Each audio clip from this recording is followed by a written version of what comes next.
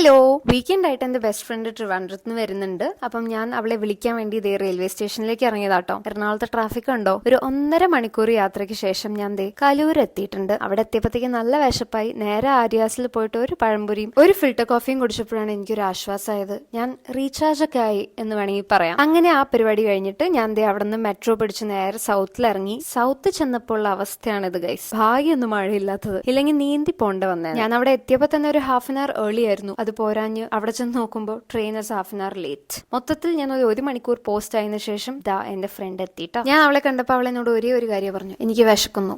എനിക്ക് വിശക്കുന്നുണ്ടായിരുന്നു. അപ്പൊ പിന്നെ ഞങ്ങളൊന്നും നോക്കിയില്ല, വീണ്ടും മെട്രോ കയറി ഞങ്ങൾ പാലാരിവട്ടത്തിറങ്ങി. അവിടെയുള്ള നമ്മുടെ ബൃന്ദാവൻ റെസ്റ്റോറന്റിലേക്കാണ് പോയത്. Brindavan always has my heart.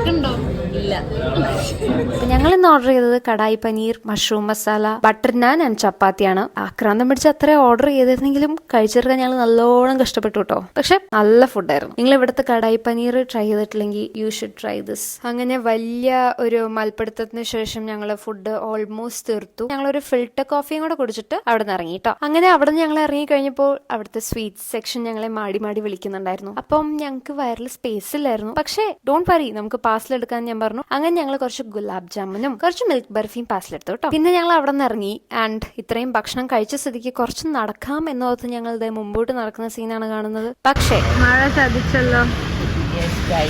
നടന്ന് സംസാരിച്ച സമയം പോലെ അറിഞ്ഞേയില്ല എന്ന് വേണം പറയാൻ. വീട്ടിൽ നിന്ന് വെളി വന്ന് 11:30 ആയി, വരുന്നില്ലേ എന്ന് ചോദിച്ചപ്പോഴാണ് ഞങ്ങൾ റിയലൈസ് ചെയ്തത് ടൈം കുറച്ചധികം ആയി എന്ന്. പിന്നെ ഞങ്ങളൊരു ഊബർ എടുത്ത് നമ്മളിതേ വീട്ടിലേക്ക് പോകുന്ന സീനാണ് കാണുന്നത്. അപ്പൊ ദാറ്റ്സ് ഇറ്റ് ഫോർ ടുഡേ. അപ്പം അടുത്ത വ്ളോഗിൽ കാണാം. Till then bye.